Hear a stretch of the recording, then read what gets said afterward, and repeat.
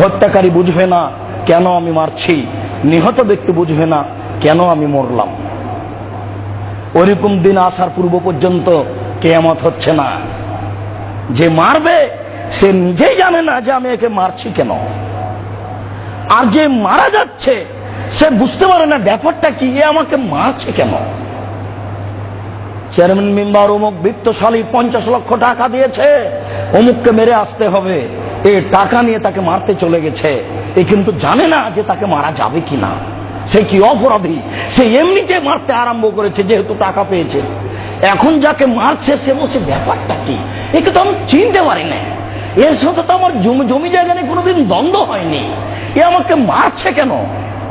এরকম সমাজ হবে যখন, তখন বুঝবেন এখন কিয়ামত হবে। যেটা আপনি এখন যেখানে সেখানে দেখতে চাচ্ছেন, যেখানে সেখানে দেখতে পাচ্ছেন, এটাই ঘটছে। রাসূল সাল্লাল্লাহু আলাইহি ওয়াসাল্লাম এই কথা 1450 বছর পূর্বে বলেছেন যে সমাজের অবস্থা এরকম হয়ে যাবে। তখন বুঝতে হবে যে পৃথিবী আর বেশি দিন থাকবে না, শেষের দিকে চলে এসেছে। আরো বলছেন মারেজাত উহুদুহুম ও আমানাতুহুম, মিটে যাবে তাদের ওয়াদা অঙ্গীকার, মিটে যাবে তাদের আমানত। মানুষের সাথে ওয়াদা করেছে এটা বহাল রাখতে হবে, এটা জনগণ নেতা নেত্রী এটা বুঝবে না। মানুষের টাকা পয়সা তাদের কাছে আছে, এটা আমানত, এটা উঠে যাবে, এটা তারা বুঝবে না। 3 ওয়াখতালাফু, তারা মারামারি করবে। সুম্মা সাব্বাকা বাইনা আসাবিহি, এরপরে তিনি মারামারি দেখাচ্ছেন এইভাবে, ডান হাতের আঙ্গুলগুলিকে বাম হাতের আঙ্গুলের ভিতরে ঢুকিয়ে দিলেন, যে বললেন দেখো মারামারি হইচই সমাজে এইভাবে ঢুকে যাবে। একটা আঙ্গুল যেমন আর একটা আঙ্গুলের মধ্যে ঢুকে গেছে, ঠিক তেমনি সমাজে হইচই মারামারি দাঙ্গামা হাঙ্গামা এইভাবে ঢুকে যাবে। তাহলে বলেন আপনি কল্যাণ পাবেন কোথায়? মসজিদের অবস্থা একই, মাদ্রাসার অবস্থা একই, কলেজের অবস্থা একই। আশ্চর্য, বিদ্যা না উঠলে এই ছেলেটা ম্যাট্রিক পাস করার পরে, ইন্টার পাস করার পরে যেমনই বিশ্ববিদ্যালয়ে ভর্তি হলো, কলেজে ভর্তি হলো, তখনই ও বুঝে নিল যে আমাকে আন্দোলন করতে হবে। আরে বেটা, তুই তো এখনো ক কিভাবে বানাতে হয় আর খ কিভাবে বানাতে হয় এটাই শিখিসনি।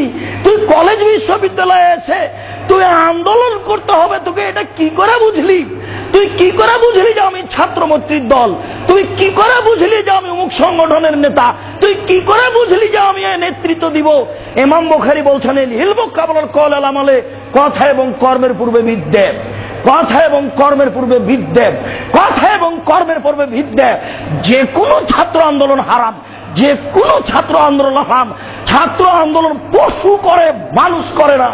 ছাত্র আন্দোলন পশু করে, মানুষ করে না।